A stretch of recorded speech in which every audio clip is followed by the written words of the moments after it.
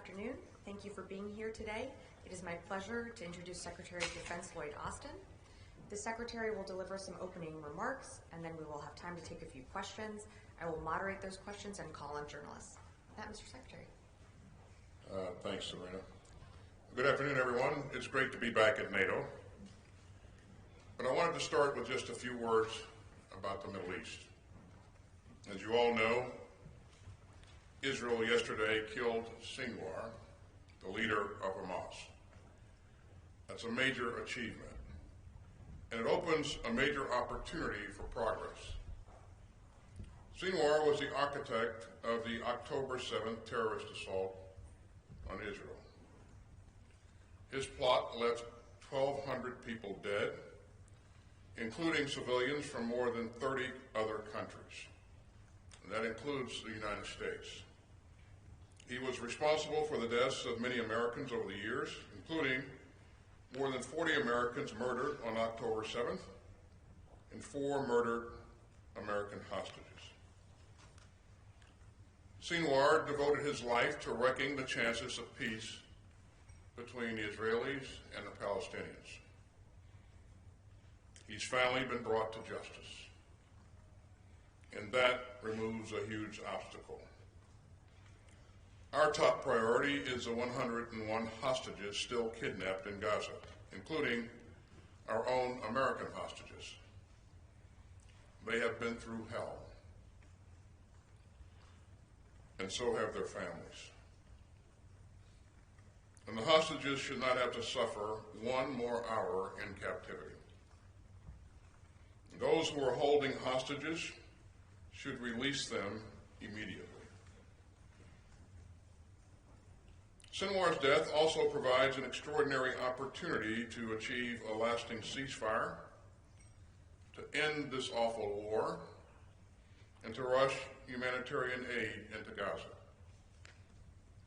Our forces in the region stand ready to assist in Israel's defense, to deter aggression, and to reduce the risk of all-out war. And we will continue to drive hard to bring all of the hostages home and to end the conflicts in both Gaza and Lebanon through principled diplomacy. Now, let me turn back to our work here at NATO. This has been an historic defense ministerial for 3 reasons. First, this is our new Secretary General's inaugural ministerial meeting, so I want to thank Mark Rutte and his staff for convening us. And I also look forward to working very closely with Mark and his team. Second, this is our first defense ministerial with NATO's Indo-Pacific partners, Australia, Japan, New Zealand, and the Republic of Korea. And that just underscores the importance of working with our partners in the Indo-Pacific on boosting industrial-based resilience, combating disinformation, and much, much more. And third, this ministerial is the first high-level NATO gathering since our 75th anniversary summit in Washington back in July. The summit was a major success. We welcomed Sweden as a NATO ally. We endorsed a NATO industrial capacity expansion pledge, and that will strengthen the defense industrial base on both sides of the Atlantic and increase large-scale multinational procurement and help deliver capabilities swiftly and securely. We also launched the NATO Security Assistance and Training for Ukraine, or INSETU. Now that's our military effort to plan, coordinate, and arrange delivery of the security assistance that Ukraine needs to prevail against Russian aggression. We strengthened NATO's deterrence and defense. We deepened ties with our global partners, especially in the Indo-Pacific. And we celebrated 75 years of the strongest, most successful defensive alliance in history. I'm proud of all this progress, but we still got work to do. Our priority is implementing the important agreements from NATO's recent summits. And today we continued our progress. We're forging NATO's most robust defense plans since the end of the Cold War. And that will help ensure that we have the forces and capabilities to meet any contingency. That includes air and missile defense, which are crucial for defending the Allied airspace. And earlier this month, General Cavoli directed a reinforcement of NATO air surveillance in Romania to monitor Russian military activity. NATO allies continue to make robust investments in air and missile defense, but we must invest in many other areas to meet our requirements. So I'm glad to say that we're sharing the burden of collective defense more than ever. And this year, a record 23 NATO allies are hitting or topping our shared commitment to spend at least 2% of GDP on defense. But we still need each and every single ally to meet this mutually agreed upon obligation as soon as possible. And that will let us fulfill the requirements of our new plans and hit our capability targets. And by investing in our transatlantic defense industrial base and scaling up military production, we can send a long-term demand signal to industry. You know, we also met yesterday with our Indo-Pacific partners and with the European Union. It was a very productive meeting, and it underscored the profound links among Euro-Atlantic security and Indo-Pacific security. We're concerned by the PRC's increasingly coercive behavior in the Indo-Pacific, which has profound implications for the whole world. We're also troubled by the growing alignment between Russia and the People's Republic of China, including the PRC's support for Putin's indefensible war of choice against Ukraine. And that makes our close cooperation with our Indo-Pacific friends more vital than ever. We also held a NATO-Ukraine Council meeting yesterday. Minister Umerov gave us some great insights, and we made clear our enduring commitment to a free and sovereign Ukraine. Like countries of goodwill around the world, our NATO allies continue to stand up for Ukraine's sovereignty and self-defense. And the United States and our allies and partners are determined to stand by Ukraine for the long haul. And we'll stand by one another. The foundation of NATO is a collective defense commitment in Article 5 of the North Atlantic Treaty. The U.S. commitment to Article 5 remains ironclad, and we will defend the sovereignty and the territory of every member of this alliance. Whatever changes lie ahead, we will tackle them together. And that solidarity is the reason why NATO is the greatest defensive alliance in history. And thanks again, and with that, I'll be glad to take some questions. Great, thank you. Our first question will go to Phil Stewart from Reuters. Right here in the middle. No, you're fine. Okay, thank you. So you are saying that Israel has an opportunity to end the war in Gaza, but Israel's prime minister is vowing today to keep fighting. Do you support Israel's new campaign to, quote, stop the axis of evil, end quote, as Netanyahu put it, or is Israel missing an opportunity here? And on Ukraine, President Zelensky told the Financial Times that a formal invitation to join NATO is the only way Ukraine can survive Russia's invasion. Do you agree with that assessment? And more broadly, do you endorse his victory plan? Thank you. So which one of those questions do you want me to answer, Phil? All right, let's start with the question as to whether or not there is an opportunity available with respect to Gaza. Of course there is. And we would hope that we can work together to take advantage of that opportunity. The first thing, Phil, that we need to focus on is the return of the hostages. Again, you heard Prime Minister publicly state yesterday that anyone who has control of hostages, he would encourage them to return them And again, I would hope that they would do so.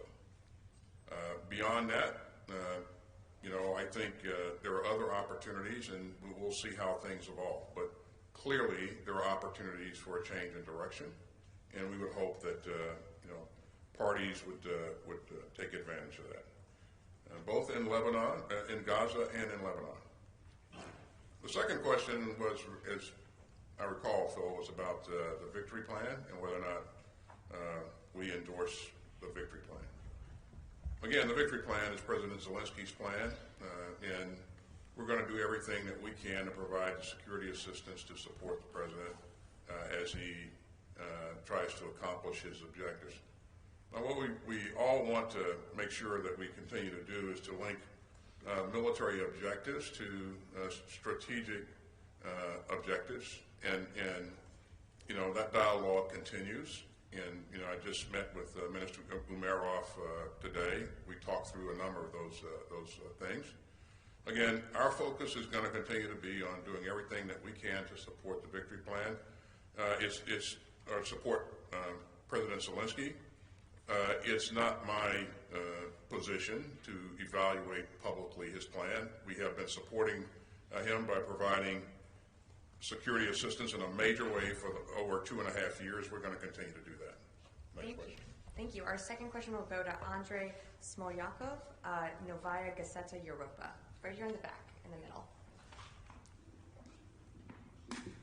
Thank you. Mr. Secretary, Ukrainian military has been able to carry out some effective UAV strikes deep into Russian territory. But there have been reports, especially in Russian and Ukrainian language media, that the U.S. has discouraged those attacks. Is there any substance to those reports? And if so, is the U.S. willing to support such operations in the future? Actually, Andre, we've seen the Ukrainians use their long-range UAV strike capability to great effect. And we saw recently that they were able to take out a number of strategic-level ammunition supply points, which has had an impact on the battlefield. I think what's important to point out here, Andre, is that they're able to produce these UAVs in Ukraine. They're able to scale that production rapidly. The UAVs have proven to be very effective and accurate.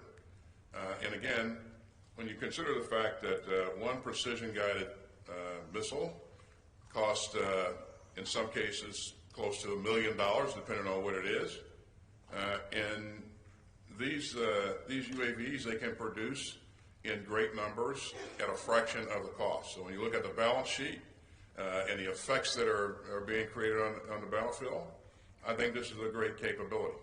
How they use the capability that they're producing is going to be their call, Andre. So. Thank you. Our next question will go to Phil Gordon right here, Air and Space Magazine. Right here. Thank you, Mr. Secretary. I'm sorry, Chris Gordon. I said Phil. Sorry. Thank you, Sabrina.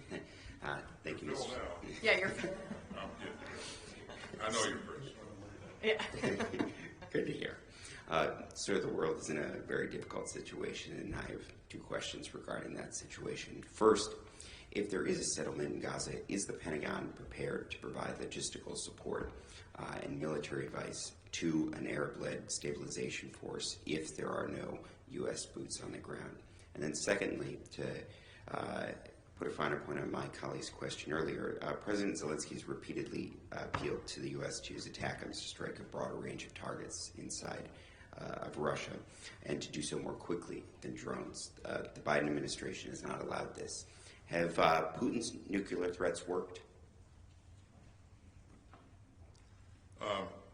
Regarding Putin's nuclear threats, again, you've heard me say a number of times that I think any kind of nuclear saber rattling is reckless and dangerous, and we would call upon Putin and others to not employ that kind of language. In terms of whether or not we would participate in any kind of stabilization efforts in Gaza, I think that that's going to require the contributions of a number of countries. Hopefully countries in the region will step up. there quite possibly can be a part for the United States to play in that as well. What part that would be and what that would look like, Chris, we're going to have to work with our allies and partners to scope that out. And I certainly would not have any announcements to make on anything like that. The first step, though, is we got to get to some sort of ceasefire, and then we need to make sure that we're putting the right things in place to stabilize the area and provide for some sort of security going forward. But that's left to be defined yet. Thank you. And our last question will go to Terry Schultz, Deutsche Welle. Thank you, Secretary Austin.